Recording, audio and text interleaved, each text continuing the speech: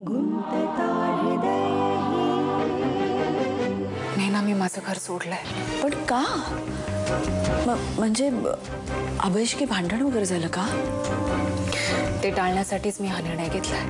आणि तुझे सासरे? आणि राहतेस कुठे तू? मी माझ्या मैत्रिणीच्या फ्लॅटवर राहते आता. पण एवढा टोकाचा निर्णय असा एकदम घेऊन मोकळी झालीस तू? परिस्थितीच टोकाची झाली होती नाही ना, पर्याय नव्हता माझ्याकडे. आणि हे सगळं मी कुणालाही नाही सांगितलं, माझ्या आई बाबांनाही नाही माहित. पण तुला सांगणं गरजेचं होतं म्हणून सांगितलं. मला माहिती आहे वनिता, तू माझ्यावर का रागावलीस, कारण मी मयंक बरोबर जातोय. हो, मला मान्य आहे. मला तो माणूस अजिबात आवडत नाही. तरी सुद्धा तो मला माझ्या मुलासारखा आहे. मला माहिती आहे तुम्ही सगळेजण त्याच्या नावाने बोट मोडत असता, कारण तो काहीही उद्योग करत नाही. पण आता तो आयुष्यात मनापासून काहीतरी करतोय तर फार लवकर जाग आली. एवढं जर करायचं होतं ना तर आधी सांगायचं होतं. उद्या जायचं आणि आज फोन करून सांगतो. अगं सध्याचं युगच असं आहे, इन्स्टंट प्लॅनिंगचं. महिनोन महिने घरी बसून हल्ली कोणी प्रवासाचे बेत नाही आखत. नैनाचा कॉल आलेला तुला? नाही का?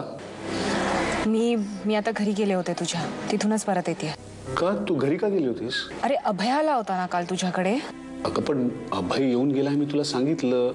आणि आपल्याबद्दल त्याला अजूनही काही कळलेलं नाही. तुझ्या सासऱ्यांनी काही त्याला सांगितलेलं नाहीये अजून तरी. हे मी तुला सगळं सांगितलं होतं ना, मग तू का गेलीस घरी? कारण काल अभय तुझ्या घरी आला होता. नैना समोर त्याने रडगाणं गायलंय आणि तुझ्या बायकोला सोशल सर्व्हिस करायची खोड आहे. तुमची भांडणं आपण बसून सोडवूया असं म्हणत ती जर माझ्या घरी गेली असती किंवा तिने माझ्या घरी फोन केला असता तर? तुला आमच्या घरातली परिस्थिती काय माहितीये ना. आमची मुलगी किडनॅप झालेली असताना नैनाला तुझं आणि तुझ्या नवऱ्याचं भांडण सोडवण्यात इंटरेस्ट असेल का? तिच्यासाठी देवीशिवाय दुसरं काहीच महत्वाचं नाहीये. आणि तुलाही नाहीये, हो ना? आता तू विषयाला नसते फाटे नको पडूस. आणि म्हणूनच दिवसभर तू कॉल करत नाहीस आणि मी भिकाऱ्यासारखी तुझ्या कॉलची वाट बघत असते. मला डोक्यावर छप्पर देऊन तू तुझ्या कर्तव्यातून मोकळा झालायस का? जिच्याबरोबर तुझं अफेअर आहे तिच्यासाठी यापेक्षा काहीही करायला बांधील नाहीयेस तू.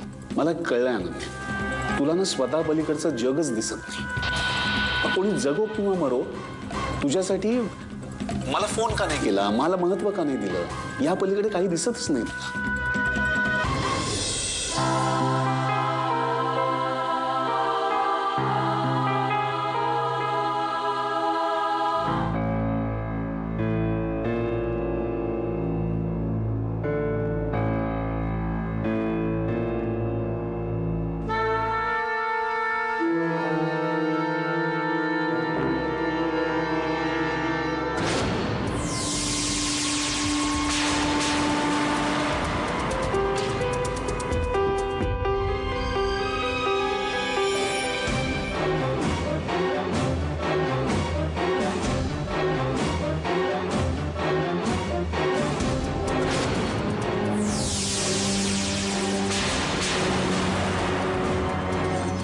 मी आता घरी परत आले तेव्हा माझे सगळे कपडे, माझं सगळं सामान कोणीतरी बॅगेत व्यवस्थित पॅक करून ठेवलंय.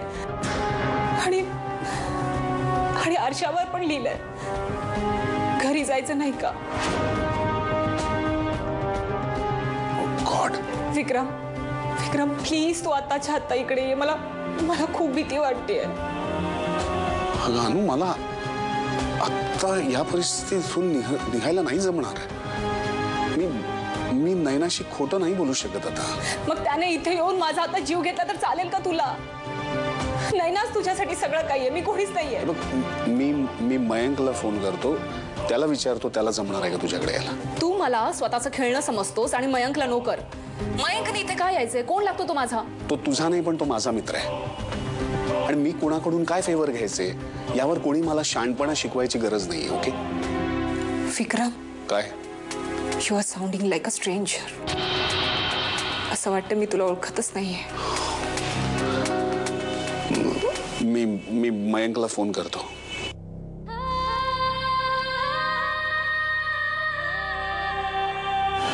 एक पाकिटात 700 रुपये सोडले तर एक फुटकी कवडी नाही माझ्याकडे.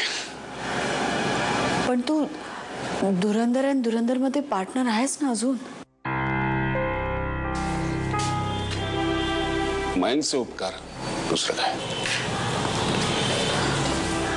पण तुझी पार्टनर्सची सॅलरी असेल ना, त्यातून तू ऍडव्हान्स घेऊ शकतोस.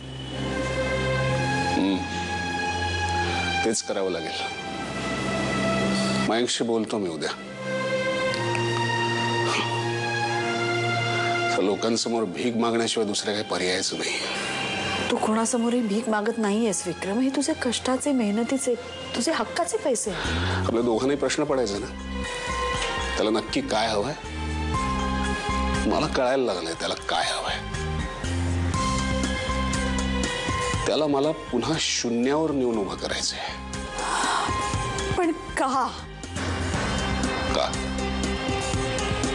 हाच तर सगळ्यात मोठा प्रश्न आहे. का?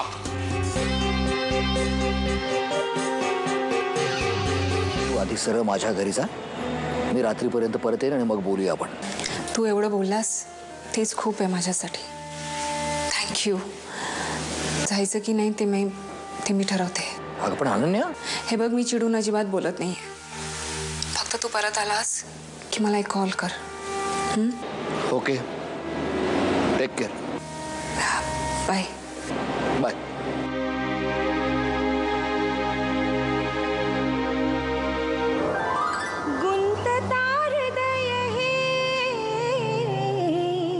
गुंतता हृदय